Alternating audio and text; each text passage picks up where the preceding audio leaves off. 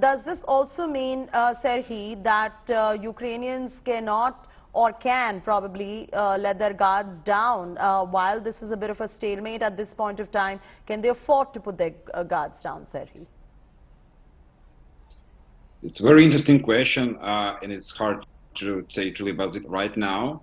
But due to most of opinions of Ukrainians, their life have changed during this entire year, in the past year, and truly, most of them, personally, who I know, they were in a bit shocked for maybe a few days or even hours, and when they finish all their humanitarian things with their families, they go at war, and they don't know when this war will end. And until the war is going on, Ukrainian people, they struggle working together. They are waiting for the winning, and they are waiting to as when Russia will fall down, when the whole entire world will say war is finished. Nobody will fight again in Europe in the next thousands of years. That's what we hope right now. Absolutely. And Abhishek, you could also elaborate a little more on the military aid that has been offered by America to Ukraine. Well, several military platforms have already been given. The big thrust is on anti-tank armor. So it means weaponry that can combat a tank movement, something which was very critical for the Ukrainians again in the initial phase of the war, when there were huge tank columns of the Russians moving in from the north. It was the anti-armor weaponry that the Ukrainians had, which has been extremely critical in the war. So more deliveries of such weapons is expected.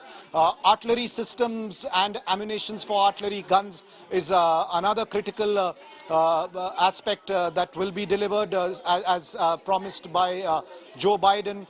Surveillance equipment, extremely critical, because it's the pinpointed surveillance that leads to the Ukrainian forces getting information about any advancements, mobilization, movement of the Russian forces that helps them to carry out an offensive.